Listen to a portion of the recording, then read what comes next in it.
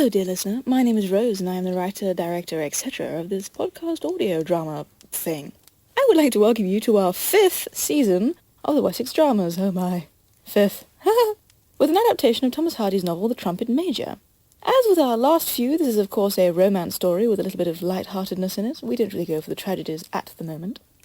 So we now in the story watch Anne, who has to choose from 3 suitors of varying levels of suitableness, all while King George and his entire court comes down to the small town of Weymouth to survey the possible invasion of Napoleon.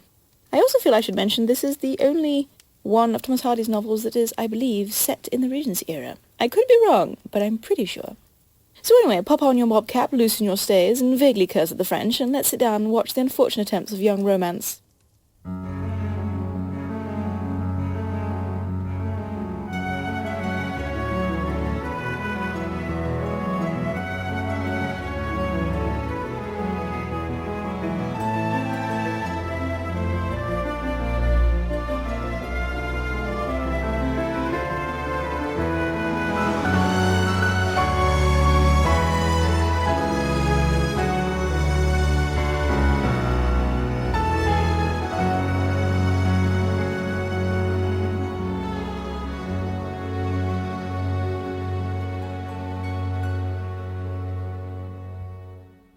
Miller's house, sitting room, night.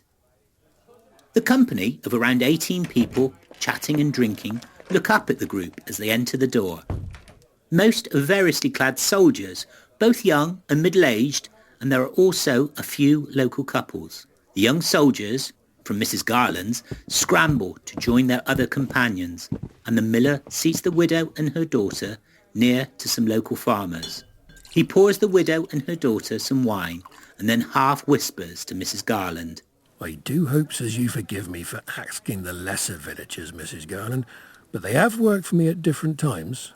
Oh, no, And I hope you will forgive my asking Simon Burden and his friend, as they is the beacon lighters, and if there is an invasion, they have promised that after lighting the bonfire, we will be the first household they run to and alert about old Boney. Oh, of course. He smiles, nods, and hurries off to fill other people's glasses and tankards.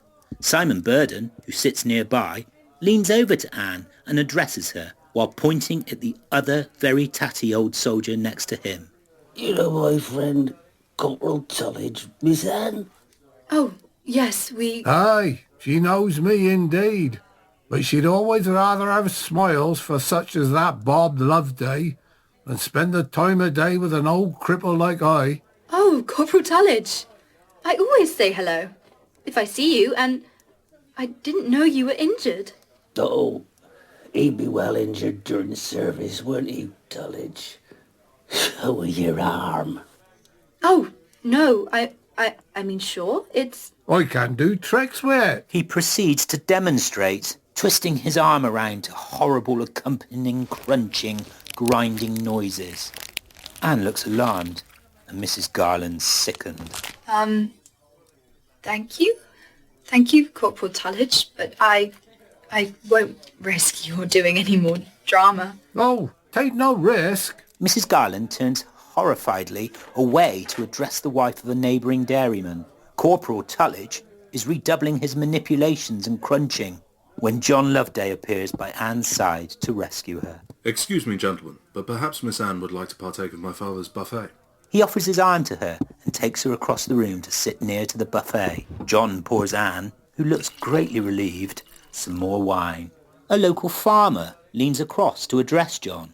I heard as how Boney is preparing those flat-bottomed boats to come and invade us. Yes, my brother Robert saw several of them paddling about the French shore last time he sailed the Straits of Dover. The farmer nods his head ruefully. Aye, well, they'll get a hot welcome this end. He smiles and then turns back to his group, and John turns back to Anne. Would you play piano for us, Miss Anne?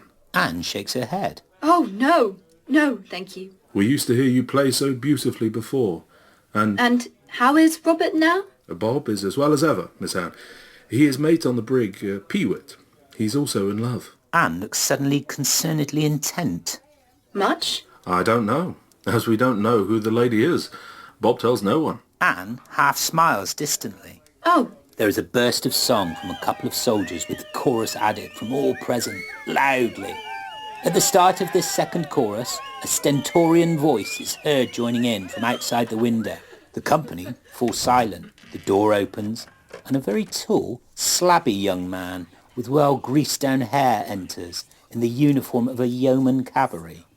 The company murmurs. That is the Squire Derriman's nephew, Festus. He enters without invitation, waves his hat around, and bawls out another verse. Festus grins and pompously goes up to the miller. I was passing by and my ear caught the singing.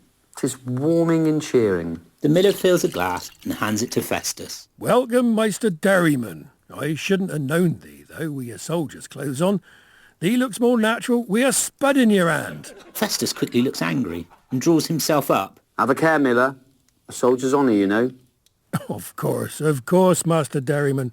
'Twas only a joke. 'Twas just a joke. The regular soldiers near him point and snicker at the volunteer yeoman, who, upon seeing them, quickly looks a bit chagrined and changes his tune. Yes, Miller, you may make jokes, but I am called out to fight for my country in the yeoman cavalry. It's a ticklish business, you know. They sit down and general conversation ensues. Staying with your uncle at the farm for a day or two? No. Billeted and Casterbridge. But I have to call and see the old skinflint about something, though.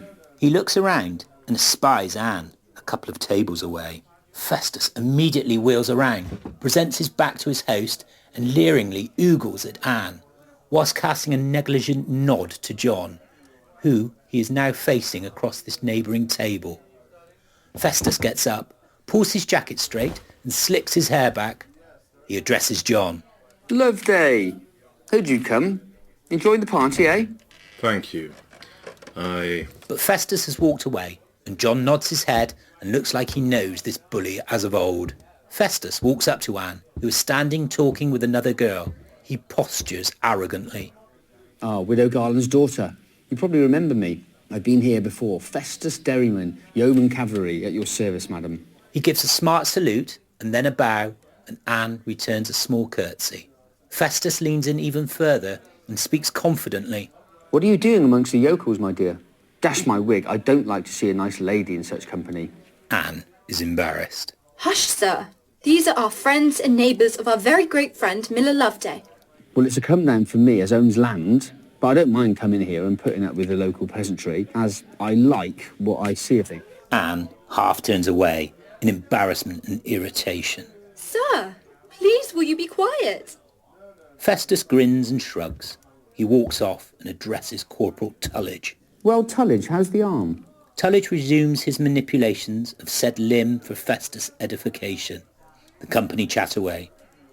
After a little while, Festus leaves Tullidge, comes to the middle of the room and addresses the assembly loudly. This idling won't do for me, folks. He turns to the regular soldiers. I've got some soldiers' work to do. He bows and flourishes his hat at everyone. Then he leaves. You should have teased him a lot more, Father. Oh, I didn't want to provoke the chap. He were friendly enough. Not over much friendly. The miller nods his head. 'Tis as well to be neighbourly with folks, and they be not unbearable, son. John smiles and affectionately punches his father on the arm. He then looks over at Anne, who is smilingly listening to a soldier who is talking with her and a farmer's young daughter. The threshold of Mrs. Garland's house. Day. Anne is standing in the garden and trying on her bonnet while talking to her mother, who is standing in the doorway. Really, Mother, the only payment I receive for doing Squire Derriman's account-keeping is this wretched newspaper. But as he never sends it, I really don't care to have to repeatedly beg for it. I know, my love.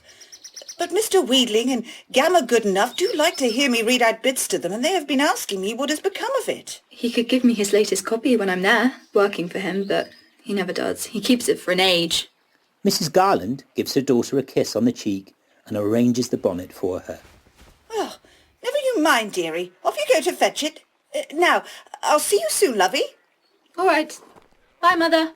Anne sighs, turns and heads away out of the gate. Oxwell and environs. Day. Montage of Anne on the downs, Anne entering through a broken down gate, Anne wandering through a park of largely open meadow and big stately trees. Anne passing through a small hamlet of Oxwell village. Anne approaching the ancient Oxwell Hall.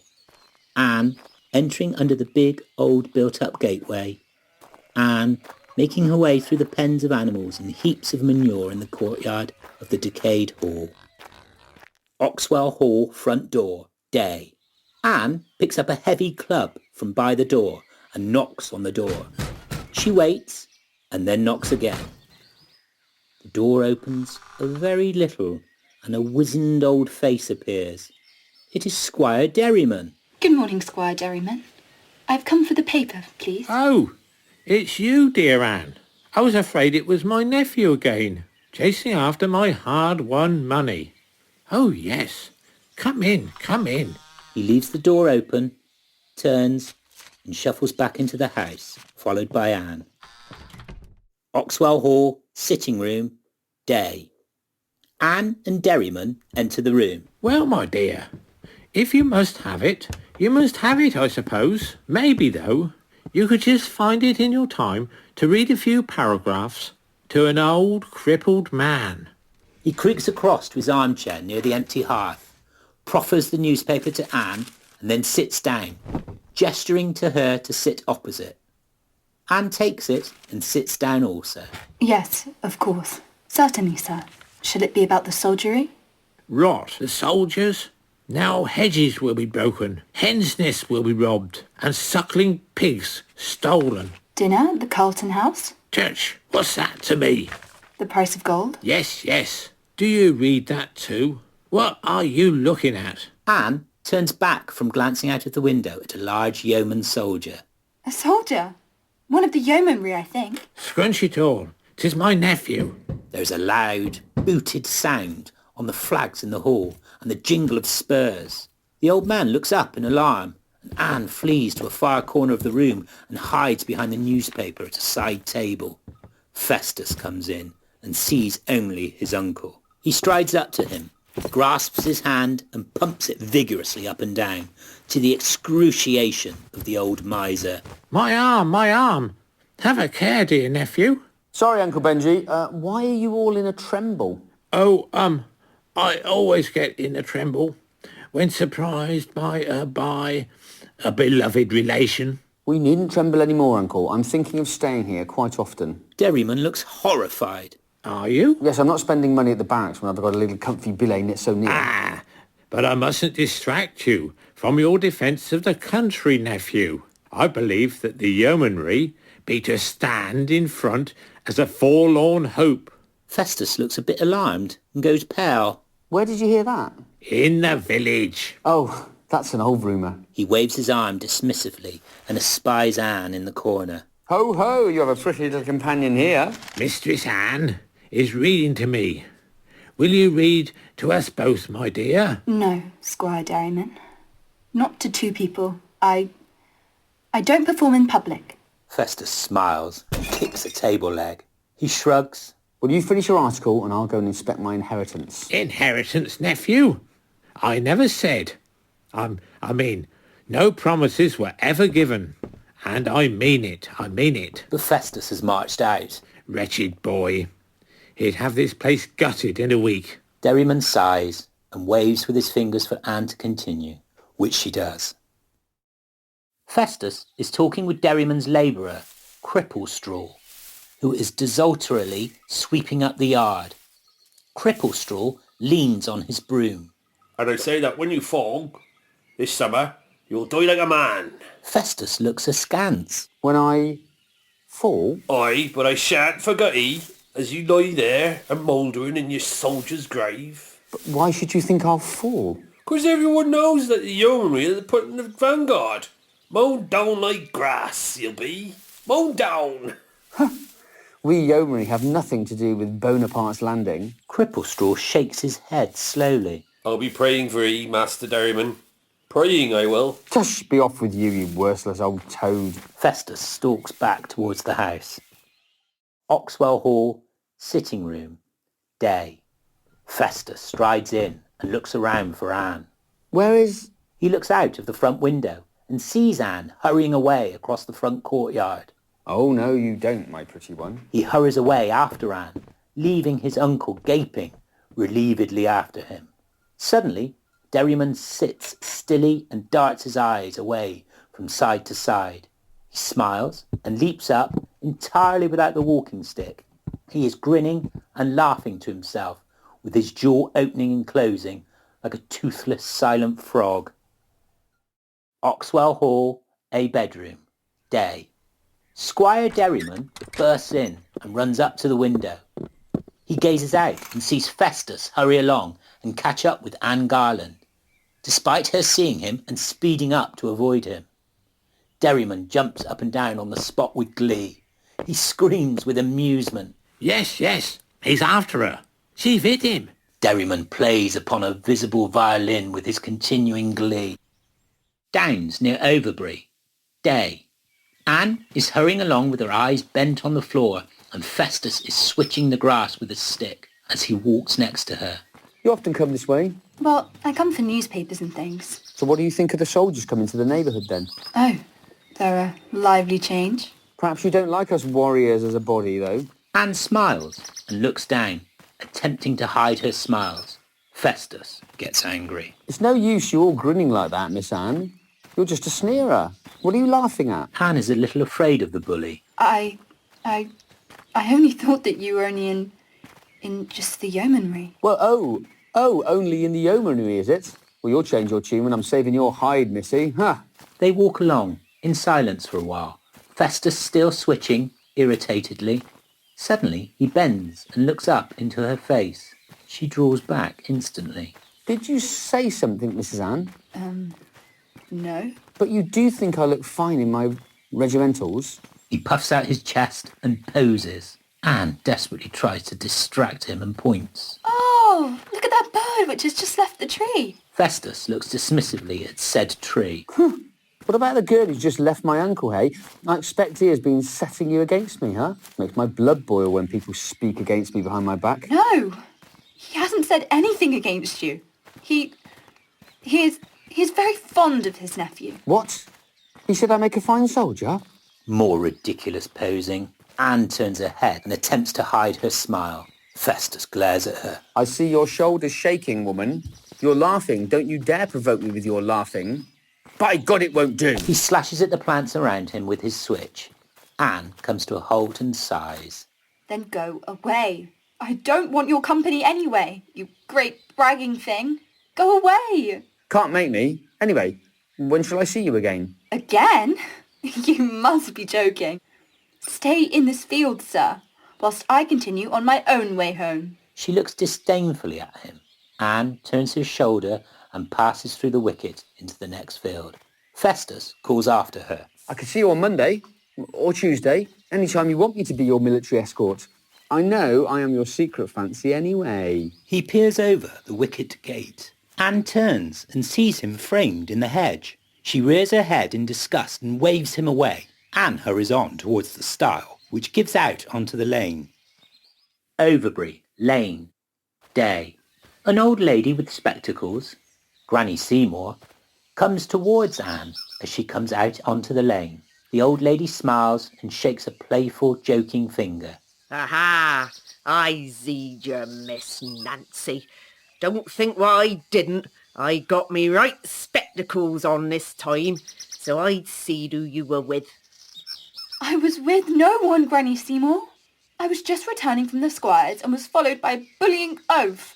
That is not being with anyone. Foy, foy, Miss Nancy. He's a fine young man and will have all his uncle's money when he's gone. Don't be proud now, lovey. Anne smiles, shakes her head hopelessly at her, and walks on. I won't, Granny.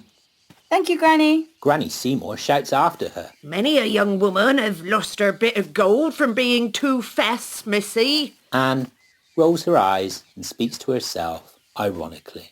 Gold? Yes, fool's gold. Overcome montage. Day. Anne and Mrs. Garland are walking up the lane to the church when they pass Granny Seymour. Morning, ladies. Shall I pop up for a bit of news with ye, Mrs. Garland? Oh, Anne should be going up there for the paper in a few days, Granny Seymour. Aye, well, that'll be a good thing in more ways than one. She taps her finger to her nose knowingly and then passes on.